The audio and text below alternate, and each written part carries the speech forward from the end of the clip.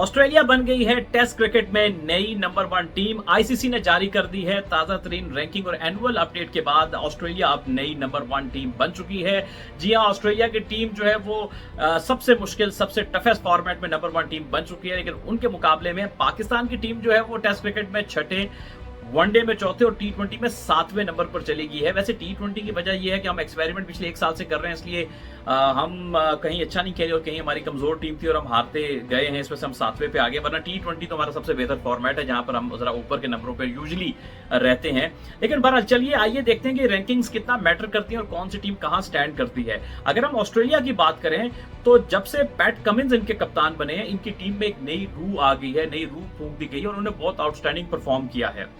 दुनिया में fast bowlers को कप्तान होना यानी ये एक चीज नापैद हो गई थी। बहुत कम हम देख रहे थे कि फास्ट बॉलर कप्तान हो। जैसे हमारे यहाँ चले ऑलराउंडर ही सही, लेकिन अपने दौर के शौर्य आफाक फास्ट बॉलर बहुत बड़े कप्तान इमरान खान जो थे वो एक बिल्कुल गेम चेंजिंग किस्म के कप्तान है, जिन्होंने इंटरनेशनल क्रिकेट में कप्तानी का जो एक सोच थी, कप्तानी के डायनेमिक्स को चेंज करके रख दिया। तो उसके इस तरह से बहुत सालों से कोई लोग फास्ट बॉलिंग कप्तान नहीं बना रहे कैप्टन।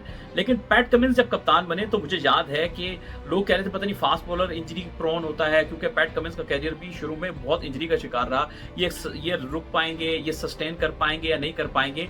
लेकिन जब से पैट कमिंस कप्तान बने, ना सिर्फ उनकी बॉलिंग जो है वो उरूज पे पहुंची, बल्कि वो ऑस्ट्रेलिया की टीम को भी उरूज पे ले गए। खासतौर पर टेस्ट क्रिकेट में उन्होंने बड़ी बड़ी टीमों को बहुत टफ टाइम दिया।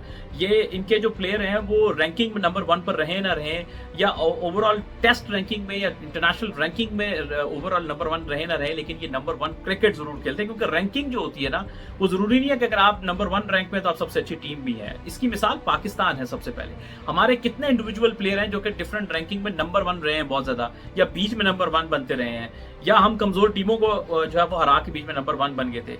लेकिन सबसे बड़ी बात होती है उस रैंकिंग को मेंटेन करना। तो हम कर पाए? बिल्कुल नहीं कर पाए।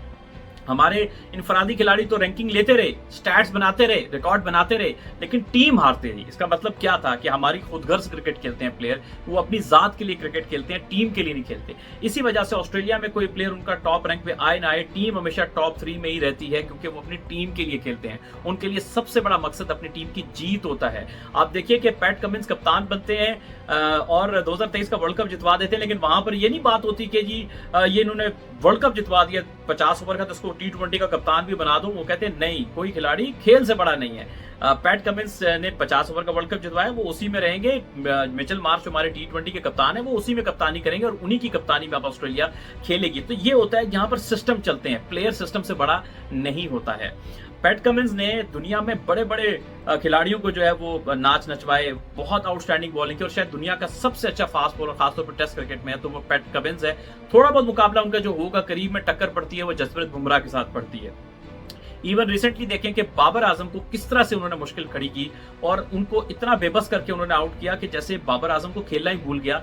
इस तरह की बॉलिंग की पैट कमिंस ने उनके खिलाफ। और सिर्फ बाबर आजम नहीं, कोई भी हमने प्लेयर देखा है, बड़े से बड़ा प्लेयर भी, वो पैट कमिंस को आउट करने का तरीका जान लेते हैं। हार्ड वर्किंग है, एक ही पेस से सारा दिन बॉल करते रहेंगे, हाई पेस के ऊपर दोनों स्विंग करते हैं। और उनकी वो एक बहुत ही इंस्पिरेशनल लीडर ऑस्ट्रेलिया को मिले हैं, जिन्होंने ऑस्ट्रेलिया को जो है वो बहुत ज्यादा फायदा दिया। आप देखिए 2021 का वर्ल्ड कप जीता ऑस्ट्रेलिया, उसके बाद 2023 का वर्ल्ड कप जीता है, अभी वर्ल्ड टेस्ट चैंपियनशिप ऑस्ट्रेलिया ने जीती है। सो ये 3-4 सालों में 3 आईसीसी के टाइटल अपने नाम कर लिए हैं, तो बहुत एक बड़ी अचीवमेंट है ऑस्ट्रेलिया की।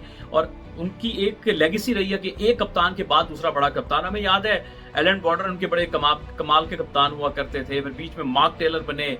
हम कैसे भूल सकते हैं पाकिस्तान में आके पेशावर में जो उन्होंने अरबाब न्याज में हमारा हशर किया था, ट्रिपल सेंचुरी की थी। फिर उसके बाद स्टीव वॉ बनते हैं तो वो बड़े कमाल के कप्तान गुजरते हैं। फिर रिकी पॉन्टिंग आते हैं तो सारे रिकॉर्ड तोड़ देते हैं, इतना बड़ा कप्तान, इतना बड़ा बैट्समैन।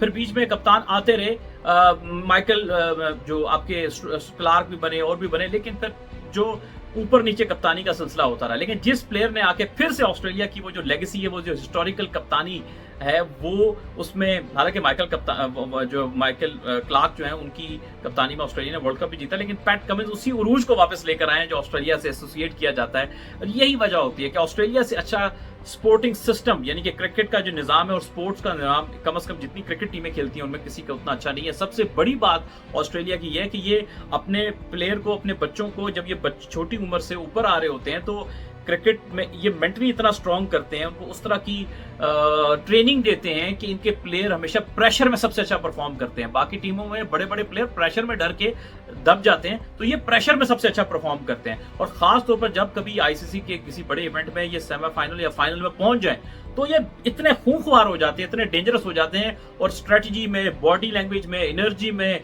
कि ये फिर टीमों को पिछाड़ के रख देते हैं और इनके आगे कोई टिक नहीं पाता। और ये तारीख बताती है ऑस्ट्रेलिया की, और एक बार फिर उन्होंने अपनी उसी कंसिस्टेंसी को कायम रखा है। भले आप देखिए तारीख के वर्ल्ड कप से पहले अच्छा कर रहे हो ना कर रहे हो, वर्ल्ड कप में आके बहुत खतरनाक हो जाते हैं। कुछ ऐसी वाइब्स आ रही हैं कि इस T20 वर्ल्ड कप में भी कि ऑस्ट्रेलिया जो है उनको आप हल्का नहीं ले सकते। बहुत एक्सपीरियंस टीम भी है, तजुर्बा भी है, स्किल भी है, परफॉर्मेंस भी है, लेगेसी भी है। सो आपके ख्याल में ऑस्ट्रेलिया कहां तक पहुंच पाएगी इस T20 वर्ल्ड कप में? आपके ख्याल में कितनी देर मेंटेन रखेगी अपनी टेस्ट रैंकिंग नंबर 1 पे? जरूर कमेंट सेक्शन में हमें अपनी राय से आगाह कीजिएगा।